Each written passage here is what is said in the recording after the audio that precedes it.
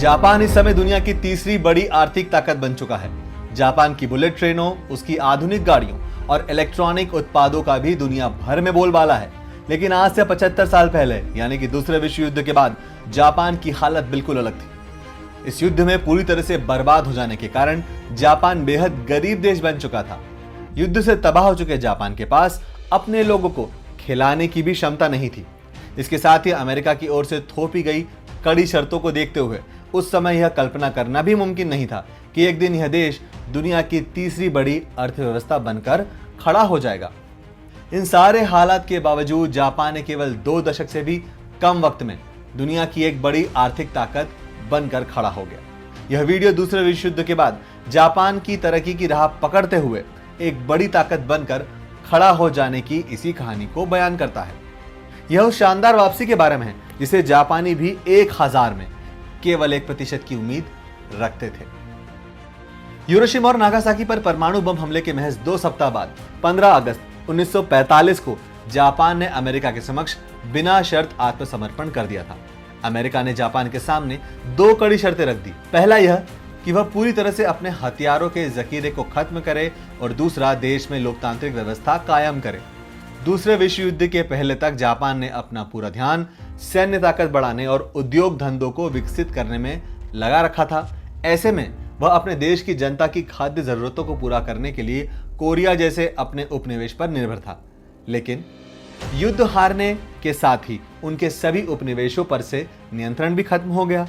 ऐसे में उसके लिए देश की खाद्यान्य जरूरतों को पूरा करने के सारे संसाधन खत्म हो गए।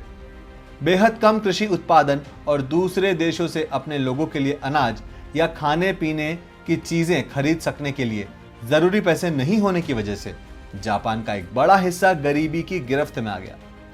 ऐसे में अमेरिका की ओर से उसे मदद की पेशकश की गई, लेकिन इसके लिए उन्हें एक शर्त रखी कि जापान को अपने यहाँ वैसी ही लोकतांत्रिक व्यवस्था कायम करनी होगी जैसा कि अन्य पश्चिमी देशों में है। इस दिशा में कदम उठाते हुए जापान ने सामंतवादी व्यवस्था को खत्म किया। इससे सभी के लिए संपत्ति का अधिकार सुनिश्चित हो सका और सभी को समान रूप से कानूनी अधिकार मिल पाया। हालांकि युद्ध के बाद अमेरिका की ओर से जापान को हर तरह की मदद दी गई, लेकिन उसे जापान की अर्थव्यवस्था सुधारने में कोई दिलचस्पी नहीं थी। भविष्य में दोबारा ऐसे ही किसी विनाशकारी युद्ध की संभावनाओं को पूरी तरह खत्म करने के लिए अमेरिका ने जापान के सामने निरस्त्रीकरण की कठिन शर्त रखी। युद्ध के बाद जापान पर मित्र राष्ट्रों के नियंत्रण की पूरी व्यवस्था की देखरेख कर रहे जनरल मैकार्थर ने तय किया कि जापान की अर्थव्यवस्था पूरी तरह से कृषि आधारित होनी चाहिए। ऐसे में उन्होंने जापान के कई ऐसे उद्योग धंधे को खत्म करने के आदेश दे डाले जो पूरी तरह से सैन्य साजो सामान बनाने के लिए बने हुए थे। हालांकि इस बीच अमेरिका रूस के साथ शीत युद्ध में उलझ जाने से हालात पूरी तरह से बदल गए। दोनों ही देश जापान पर अपना दबदबा बनाने की कोशिश में लग गए। अमेरिका इस बात से पूरी तरह वाकिफ था कि यदि जापान की माली हालत खराब हुई तो वह रूस का रुख कर सकता है। सत्ता के भूखे देश के लिए लोकतंत्र या साम्यवाद दोनों में कोई फर्क नहीं होता। अमेरिका के साथ भी कुछ यही हुआ और उसने अपने जापान पर अपना नियंत्रण खोने के डर से उस पर लगाए गए कई तरह के कड़े प्रतिबंध भी खत्म कर डाले।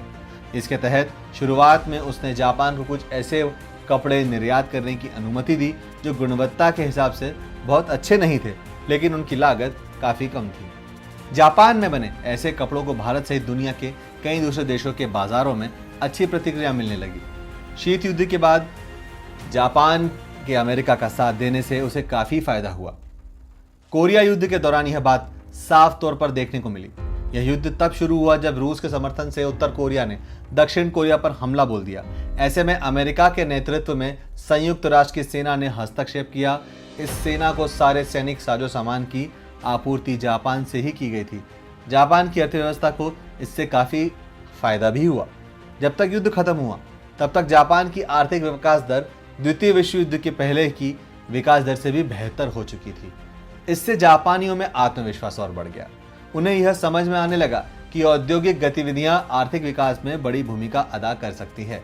ऐसे में सरकार ने देश में ऑटोमोबाइल, स्टील और ऐसे ही अन्य भारी उद्योगों को प्रोत्साहित करना शुरू कर दिया। देश में एक तरह की औद्योगिक क्रांति शुरू हो गई। आर्थिक विकास की इस रफ्तार को बनाए रखने के लिए कुशल इंजीनियरों के साथ ही अकुशल श्रमिकों की भी जरूरत महसूस होने लगी। दूसरे विश्व युद्ध के बाद सैन्य साजो सामान बनाने वाले कई कल कारखाने बंद हो जाने के बावजूद इस तरह के सामान बनाने में दक्ष इंजीनियर और मजदूर दंश में आसानी से मिल रहे थे। इसके साथ ही जापान में दोबारा से औद्योगिक गतिविधियां रफ्तार पकड़ने लगी। प्रारंभ में जापान ने अमेरिका और यूरोप से आयातित इंजीनियरिंग उत्पादों की नकल करते हुए वैसे ही सामान बनाने शुरू किया, लेकिन समय के साथ जापानी मूल से बेहतर उपकरण बनाने लगे। जापान ने विश्व युद्ध के दौरान कई तकनीक विकसित की थी, जिन्हें नया रूप देकर दोबारा ऐसा बनाया गया जो जापानियों के लिए काफी लाभदायक साबित भी हुआ। उदाहरण के तौर पर दुनिया भर में विख्यात जापानी कैमरे युद्ध के दौरान सेना द्वारा इस्तेमाल किए जाने गए बाइनोक्यूलर, टेलीस्कोप और बॉम्ब साइट की तकनीक के आधार पर ही विकसित किए गए थे। इस तरह कार की बेहतरीन इंजन भी लड़ाकू विमानों के इंजनों के आधार पर ही विकसित किए गए थे। इस बात को महसूस करते हुए केवल समानता और शिक्षा के आधार पर ही आर्थिक तरक्की की रफ्तार को बनाए रखा जा सकता है। जापान ने अपनी नई पीढ़ी के लिए यह दोनों ही चीजें सुनिश्चित की। देश में बुनियादी शिक्षा मुफ्त और अनिवार्य कर दी गई। सभी के लिए उच्च शिक्षा के अवसर भी उपलब्ध कराए गए। ग्रेजुएट युवाओं को तेजी से विकसित हो रहे उद्योग धंधों में स्थायी रूप से रोजगार के अवसर आसानी से मिलने लगे। उद्योग लगाने वाले लोगों ने भी जैसे तैसे निवेश बढ़ाकर अपने कर्मचारियों को सभी तरह की सुविधाएं देने शुरू कर दी। बदले में उन्होंने भी कंपनी की अच्छी कमाई हो सके, इसके लिए पूरा जोर भी लगा दिया। कामकाज की जगहों पर किसी तरह के टकराव के हालात आमतौर पर कम ही दिखाई देते थे। अगर ऐसा कभी हुआ भी तो उसे तुरंत मिलजुल कर शांतिपूर्वक सुलझा लिया गया। हम में से कई लोगों ने जापान की एक जूता फैक्ट्री में हुई हड़ताल के बारे में जरूर सुना होगा। हड़ताल के दौरान मजदूरों ने काम पूरी तरह से बंद करने या हिंसा का रास्ता चुनने के बजाय बाएं पैर के जूते बनाने जारी रखे। जब बातचीत हुई और समाधान निकल आया, तब उन्होंने दूसरे पैर के जूते भी बनाकर तैयार कर दिए। इस तरह से कंपनी को ज्यादा नुकसान भी नहीं उठाना पड़ा और मजदूरों को भी वह सब मिल गया जो वे चाहते थे। यह घटना आधुनिक समय की एक लोक कथा जैसी लगती है, पर आज के समय यह एक हकीकत है। जापान में यदि कोई हड़ताल भी होती है तो मजदूर इस बात का पूरा ध्यान रखते हैं कि इससे कंपनी की दूरगामी हित प्रभावित ना हो। जापान में ज्यादातर लोग अच्छी तनख्वाह पाते हैं, पर वे फिजूल खर्ची नहीं करते, बल्कि अर्थव्यवस्था को मजबूत बनाने के लिए इन पैसों का निवेश करते हैं। इससे ज्यादातर लोग कर्ज से मुक्त रहते हैं और साथ ही कंपनियों को जरूरी पूंजी भी मिलती रहती है। उद्योग धंधे जैसे जैसे विकसित होते गए, इसका आर्थिक लाभ आम लोगों को मिलने लगा। 1960 के आते आते जापान दुनिया की सबसे तेज गति से उभरने वाला अर्थव्यवस्था बन चुका था, लेकिन इसके बावजूद जापान सरकार आराम से नहीं बैठी। वे अगले 10 सालों में अर्थव्यवस्था को 2 गुना बढ़ाने का काम शुरू करने में लग गए। यह बुनियादी ढांचे का विकास करके ही संभव हो सका। इसके लिए सरकार ने सड़कें, बंदरगाह और रेल नेटवर्क बनाने में बड़े पैमाने पर निवेश करना शुरू कर दिया। नतीजा यह हुआ कि 1970 के आते आते जापान की अर्थव्यवस्था में तिगुनी बढ़ोतरी हो गई। 1953 से 1973 के बीच जापान की अर्थव्यवस्था में 5 गुना की वृद्धि हुई, जबकि प्रति व्यक्ति आय 4 गुना तक बढ़ गई। इससे जापान अमेरिका के बाद दुनिया की दूसरी सबसे बड़ी अर्थव्यवस्था वाला देश बन गया। दूसरे विश्व युद्ध में जीत हासिल करने वाले अमेरिका, फ्रांस और ब्रिटेन जैसे देशों ने जापान की आर्थिक तरक्की को बहुत ही अचरज से देखा, लेकिन इसे देखकर कुछ ईर्ष्या भी हुई। अमेरिका को यह डर सताने लगा कि कहीं जापान की अर्थव्यवस्था उसकी अर्थव्यवस्था से आगे ना निकल जाए। इस डर का आधार 1970 और 1980 के बीच जापान की आर्थिक तरक्की थी। जल्द ही दुनिया में इलेक्ट्रॉनिक युग की शुरुआत हो गई। कई देशों ने जहां कंप्यूटर को आम आदमी के लिए एक दुश्मन की तरह देखा, वहीं जापान ने इसे एक स्वाभाविक घटना के रूप में लिया।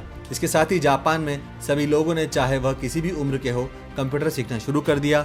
देश में कई तरह के आधुनिक इलेक्ट्रॉनिक उत्पाद भी बनाए जाने लगे, जिन्होंने दुनिया भर के बाजारों में अपनी अच्छी तरह से पहुंच भी बनाई।